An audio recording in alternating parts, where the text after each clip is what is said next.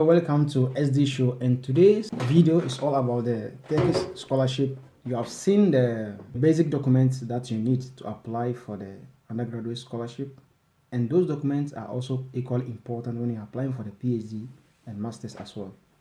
But let's look at the application criteria that you need before you can before you start your application process. So I'm going to talk about the basic criteria for applying. The minimum academic criteria. Now let's look at the academic requirements. This for the academic requirement. Okay. So when it comes there, you have the minimum academic achievement for bachelor degree application with the 70%. So let me just explain this thing in short. What it means is that your high school transcript or your West Africa Examination Council certificate, the minimum result or the minimum grade that you should have on your transcript or the SSC certificate should be B3, because below B3 is C4, and C4, when you're trying to find a percentage of if you're trying to find a percentage on your transcript and you have C4 there, it's harder for you to get 70% of that. So let's now look at the minimum academic achievement for master's and doctorate degree application. Similar applies to you guys also, but that one should be 70% of your academic achievement. Your transcripts, when they add everything and strike it, you should get 70% of that. Now let's come to the minimum academic achievement for health science. When you talk of health science, that means medicine, dentistry, pharmacy applicants. That should be 90%. So this 90% should tell you that all your grades should be A1, or it should be above 90, or it should be 90. That's what it means. Now let's come to age criteria. When it comes to age, sometimes there's some scholarships that don't consider your age. When you look, example is the Korean Government Scholarship and Japan Government Scholarship. But when it comes to Turkish Government Scholarship, they take age into consideration. So in order for you to be eligible to apply for undergraduate, you have to be 21 years and below. 21 years and below. So when it comes to the master's degree, that should be 30 years and below. Let's look at for the doctorate program. Also, the age should be 35 and below. So if you're above this age, it means you are not qualified to apply for this kind of scholarship. So for undergraduate, you should be 21 years and below. And for masters, it should be 30 years and below. And for doctorate, it should be 35 years and below. This might not be so important during the application because let me just share some of my experience with you. When you are above 21 years and you apply, they will direct you to master's program. That is automatic. There's no way for you to just try to do no. When you apply above 21 years and you apply for Turkish Government Scholarship, they open the form for only the form that will appear on your page is going to be master. So now let's come to the master's program. For the master's program, the same thing. Let's talk of eligible groups. Eligible groups are the people that can apply for this kind of scholarship. And which people are these people? Citizens of all countries. Citizens of all countries can apply for this kind of scholarship, except Turkish citizens and those who have lost Turkish citizenship. Now, graduates or applicants who are able to graduate at the end of the current academic year before September. So let's assume that you are in a senior high school and you just graduated in May or June. You can still apply for this kind of scholarship. Researchers and academicians. So these are the people who want to do research on their field. We have a research scholarship as well as the graduate, undergraduate. Let me just give you some elaboration on this also. Turkish Government Scholarship is very competitive. It's very, very competitive. You might meet all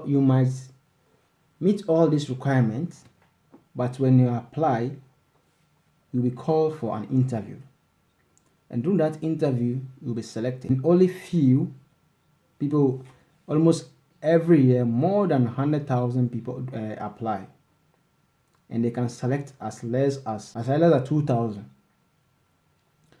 Besides that, During the application process, there's some advice that I want to add this to, because most of the people do these mistakes.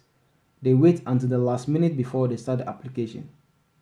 And some of the problems that they normally face is either they were not able to get their documents early, or they start the application late. And some it might be internet problem because they are not having access to the internet. Another thing that the advice I want to give you people out there is this: please, when you want to apply for this kind of scholarship, make sure that all your high school, from the basic school, the middle school documents, transcript, the BEC certificates, report cards, birth certificates, passports, transcript from the high school, certificate from the high school, testimonial, a letter from any of your teachers.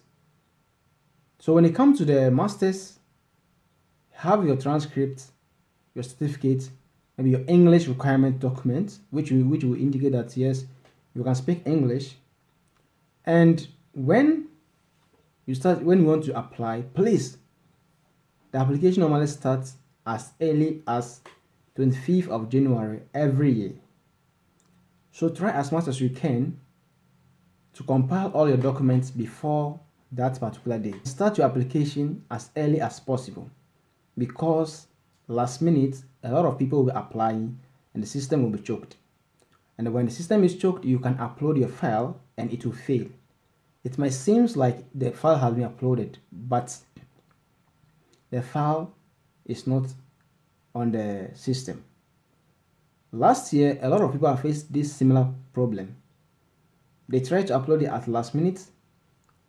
On the system, it is shown that yes, the file or the document has been uploaded, but when you check, it has been filled. So this is an advice to you before you start your application. And please, application process is very easy. I will leave the link to the application website in the description there below. So when you start the application, please, first when you click, it will take you to a page, and that page is going to be in Turkish. At your right hand corner, the right corner on your screen or on your phone, you can see that there is EN and TR. That is English and Turkish. Change the page language into English and start your application. First of all, you have to fill some basic information, which they will ask you to insert your active email. So when you insert your active email and do the application, they will send you a confirmation code to the email that you have inserted when you start filling the basic form. I will show all the process in the next video, but I just want to give you some brief explanation how the thing goes about. So after that, click on the link and you start doing your application. And please, those doing undergraduate, relax and do the application very well. Don't just be in haste, or you are kind of like, I want this color. Yeah, you want it, but calm down and fill the form correctly. Try to apply as early as possible. And there is another change in the system. That is, every country has a particular period of time that you can apply for the for the undergraduate scholarship as well as the masters. So you have to check this one also. You might apply, but your time the period for your country might pass. So you have to check this one also. And I would like to end here. So another thing that I want to just raise is that, please, guys, if you are new here, just click the subscribe button and subscribe to the channel, because next time when we upload, you get notified. Thank you very much.